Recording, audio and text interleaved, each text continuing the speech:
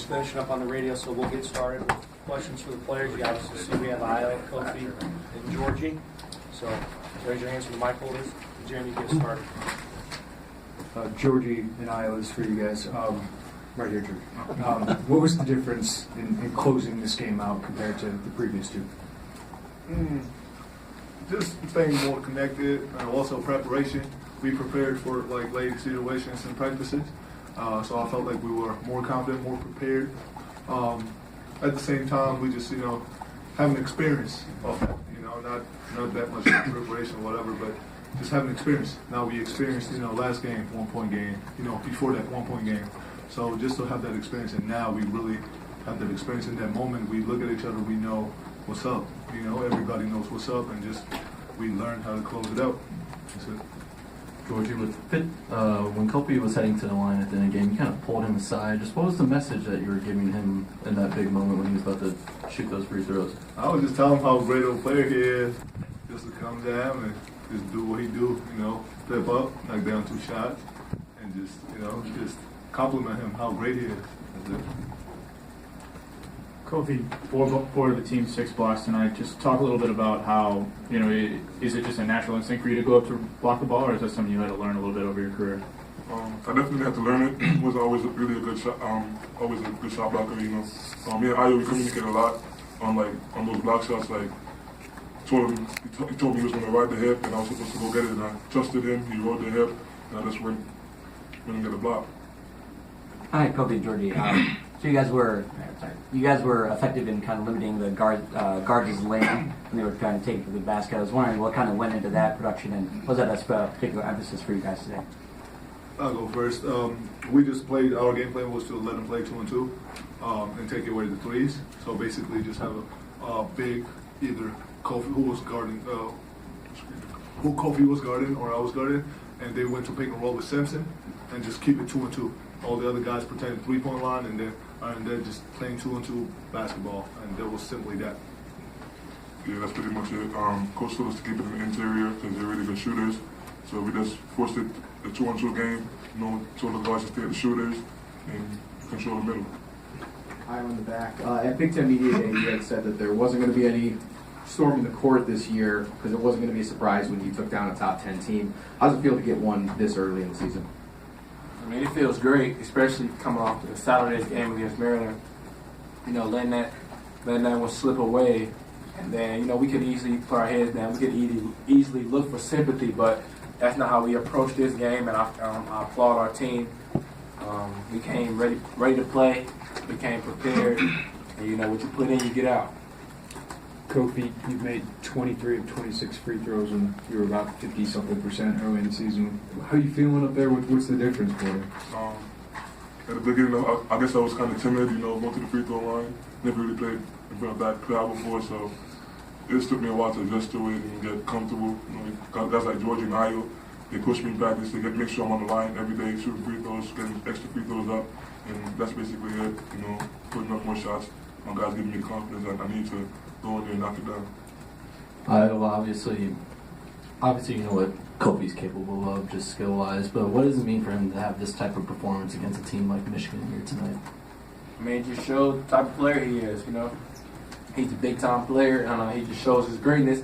I told him again in the year, don't get too high, don't get too low. I always remember that. That was one advice I first gave to him when I met him, and I just tell him, don't get too high, don't get too low. He knows he's a great player. He knows he can be better, and he just accepts being great. And he loves the big moments. Giorgi, you got your ball grabbed a couple of times, turnovers, held ball in the first half. Does that have anything to do with why you finished with such intensity and sort of anger? Maybe. Maybe not. I don't know. I don't know. Io, you mentioned the team could have easily had your head down after that Maryland game. How do you not do that? What's it take to not have that happen, to turn the page? Will, me being a leader, George being a leader, the leaders, we just want to emphasize that, the way we played against Maryland, we play that way for 40 minutes each and every night, and then we win. You got to keep coming, keep playing the game the right way, keep playing defense, keep executing offense. And that was pretty much just a message. I saw at least a couple of you guys give a little, bro hug to Juwan Howard in the handshake line afterwards. I guess what are your impressions of him as a coach now facing his team? I think that he's a really, really great coach. He has been around really great basketball teams and just great basketball minds over his career as a player, as a coach, and just he was so nice after the game. He just congratulated us how hard we played. He said, "How hard y'all played. Just really congratulations to a win, and to stay." He told us to stay healthy and just congratulate, and this shows how high class he really is. After a game like that, so a lot of respect to him.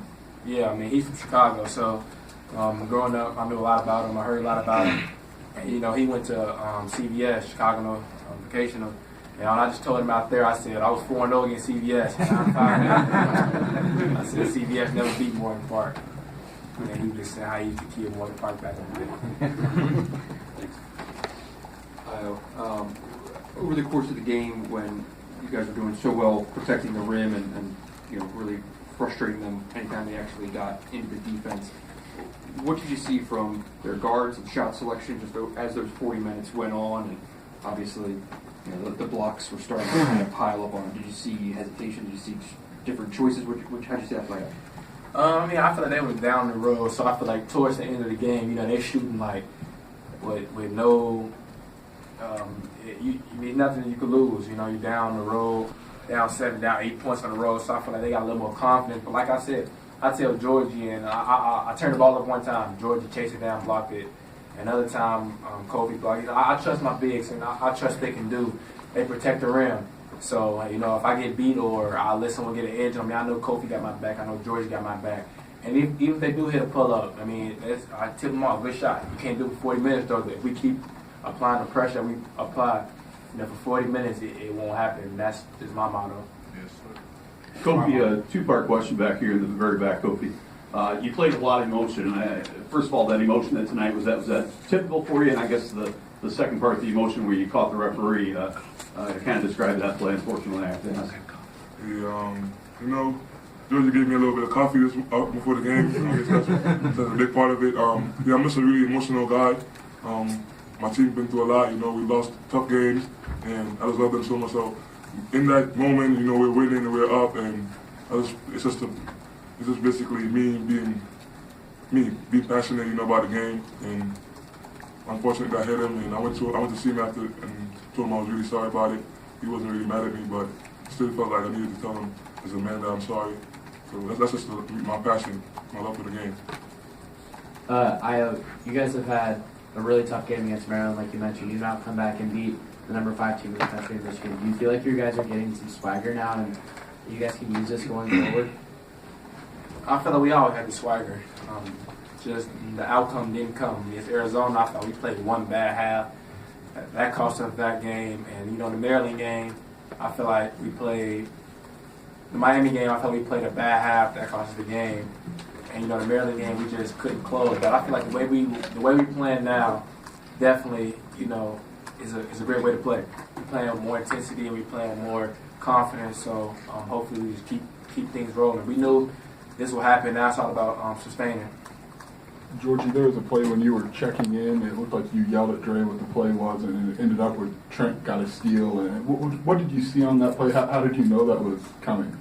That was actually foul. I looked at their coach, and he called out a play, foul, which was foul actually. And we all, the whole entire team, knew the play, because we were really dialed in, watched a lot of film, just really prepared, as a whole team. And I was the one closest to their coach who called the play, and he was fouled, and I knew it was a side ball screen. So I just told him, I looked at the coach, he looked at me, and then I told Trent and Dre, I'm like, side ball screen is coming.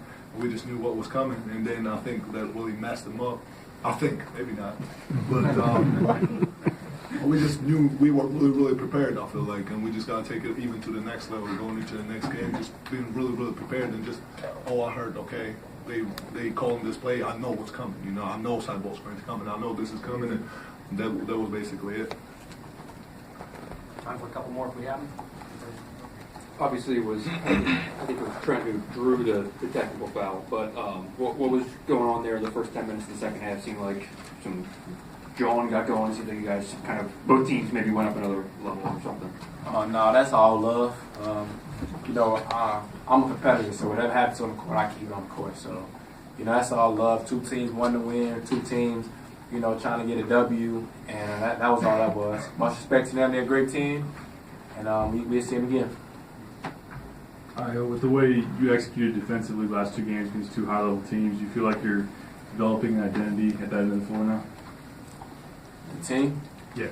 Yeah, I feel like that identity was always there. That's one thing that coaches always preach to us and always, instilled in us is playing on the defensive end. We always believed in ourselves. So, the stuff that's coming, get this big win, we knew that we could do it. We knew we were capable of this, and we just keep playing for each other.